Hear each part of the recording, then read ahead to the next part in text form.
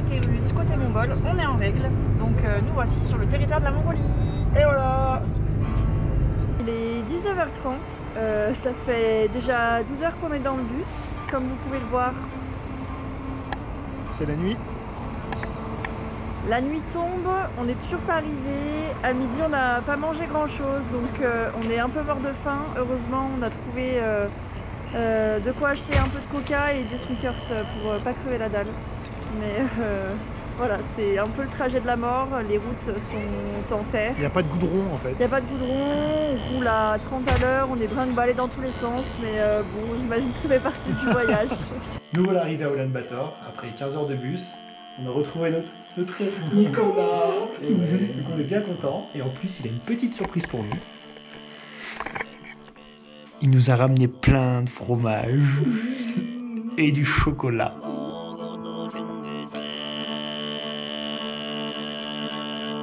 Aujourd'hui, c'est le départ du trek. On est super excités. On vient de retrouver notre guide. Hello. Et nous sommes dans un super véhicule qui est super confortable. Et ben on vous présente Dada. Dada plutôt. Dada. Qui sera notre compagnon de voyage. Donc c'est un... Je sais pas quoi.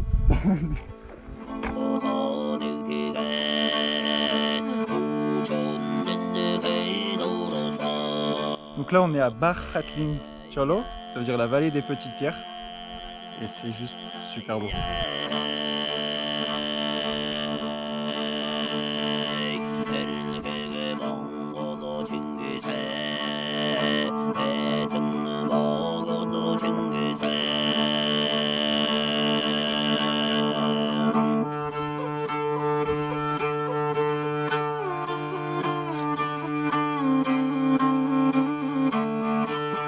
Nous sommes dans un ancien monastère, donc ici il y avait des moines qui vivaient avant du coup la révolution soviétique qui a eu lieu en 1937. Donc ensuite ils ont été arrêtés et malheureusement ils ont été exécutés.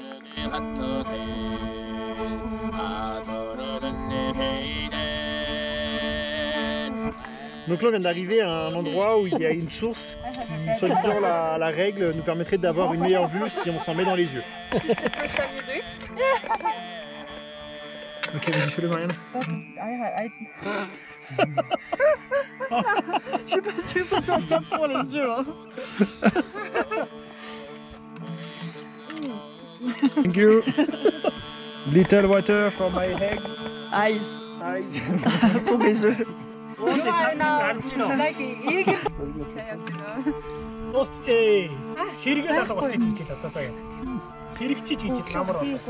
il y a un petit problème, en fait le camion il s'est cassé pendant le trip dans les steppes. Donc du coup on vient de s'arrêter à la ville qui était quand même un peu loin. C'est une petite ville qui est perdue au milieu des steppes. Et du coup en fait il faut qu'on soude une pièce qu'il y a dans les cieux là-bas. Donc voilà, donc c'est les aléas du voyage.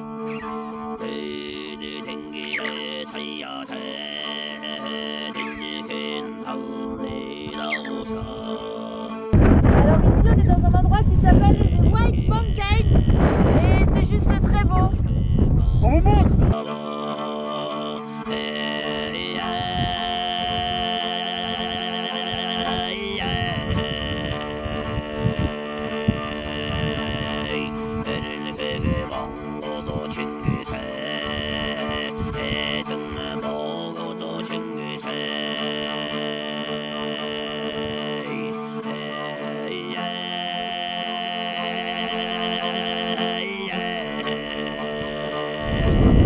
On vient d'arriver sur notre deuxième famille de Lyon et on a la chance d'assister à la traite des chamelles.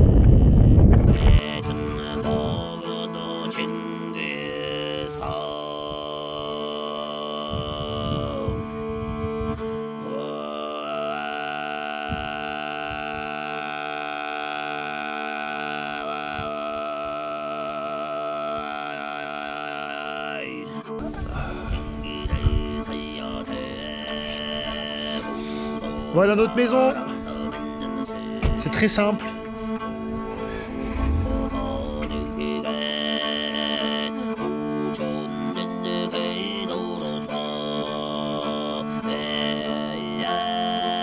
Alors ce qui est intéressant, c'est que les nomades ils utilisent des produits naturels pour vivre. Et dans ce cas, en fait, on a un oreiller. À l'intérieur, c'est des coquilles de pistache. Donc c'est un oreiller naturel. Au début, on a quand même cru que c'était du gravier, hein, parce que c'est un peu dur. Donc, du coup, je vais dormir avec un oreiller en coque à pistache. Et celui de Nicolas, il est fait à base d'herbe ou de foin. On sait pas trop. Un peu plus moelleux. Voilà notre deuxième nuit passée en yourte. Donc on va vous faire notre petit ressenti du matin. Ben, cette fois-ci, le lit était très confortable. Et on a bien dormi parce qu'on a des bons duvets. Parfois un peu frais, mais franchement, c'est bien. Moi j'ai fait la petite technique du double duvet. Je mets mon duvet dans un autre duvet et nickel, impeccable. Et pour ma part, bah, je dors vraiment très bien. Je suis très content, j'ai pas froid du tout. Et c'est top. T'as jamais froid? Et ce matin, au petit déjeuner, notre guide nous a préparé des œufs à la coque, de la poire, un peu de pain, des saucisses mousse, pour ceux qui ne connaissent pas. Et on a la chance de boire du lait de chamel. C'est vraiment très bon. C'est assez fort, mais c'est vraiment très bon. On a une vue imprenable. Ouais. Alors, regarde. Et ce matin, quand on ouvre la yourte, vue sur le désert et les chameaux.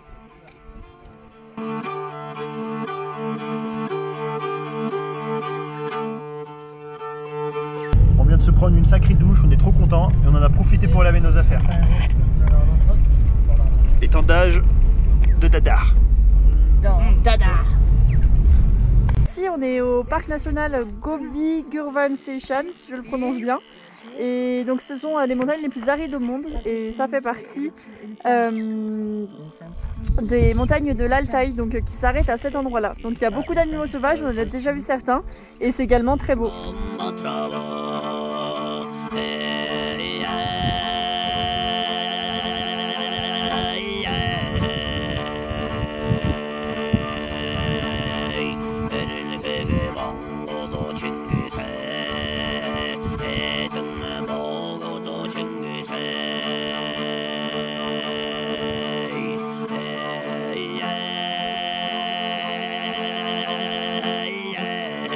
On se trouve devant un monticule de pierre, donc en fait c'est une façon pour les Mongols d'honorer les esprits de la montagne.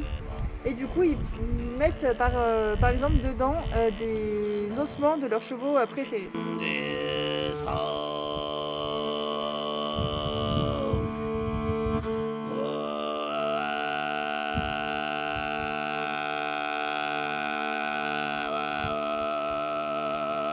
Exactement ici où on se trouve, il est de coutume de récupérer l'eau qui s'écoule de la montagne pour capter l'énergie naturelle qui se trouve ici pour la mettre en nous.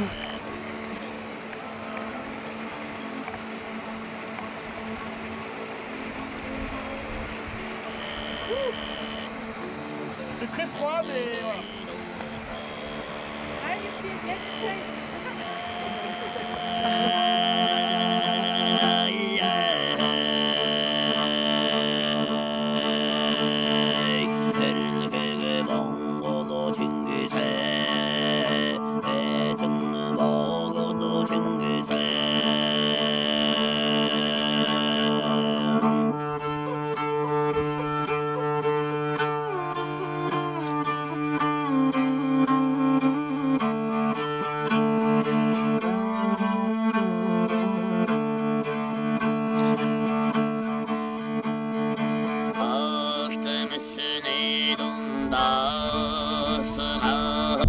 Ici on se trouve dans le Fleming Cliff.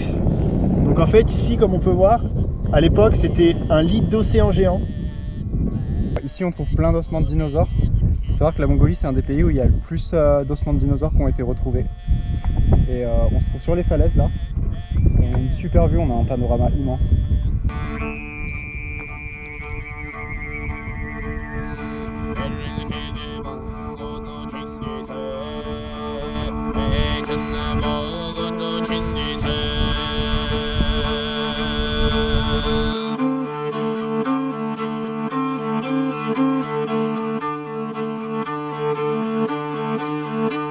Donc là on va aller profiter du coucher de soleil sur la dune de sable du désert de Gobi. Donc du coup il est de coutume, C'est plus simple. C'est plus simple de monter pieds nus. Donc du coup on a quitté nos chaussures et on va s'attaquer à ça. Donc je pense qu'on en a pour... On a pour un petit moment là. On sait pas si ça rend bien, mais ça ressemble à au moins 3 immeubles vu d'ici. Je dirais peut-être au moins 3/4 d'heure de marche, je pense. On verra, on vous dira arrivé en haut. Allez, on se retrouve en haut. Alors là, on est mort. Mort de chez mort. Mais On va le faire, on ça va y va le arriver. faire. On est presque en haut.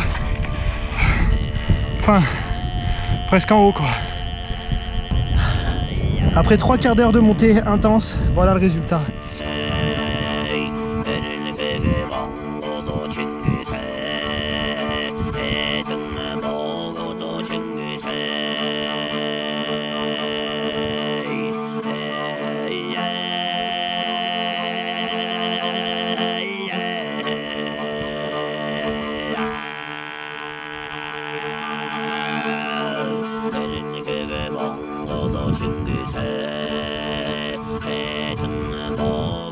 C'est bon, on vient d'assister au coucher de soleil sur le désert de Gobi. Donc là on est content. Après Y a une pas grosse de mots. ascension, un spectacle magnifique.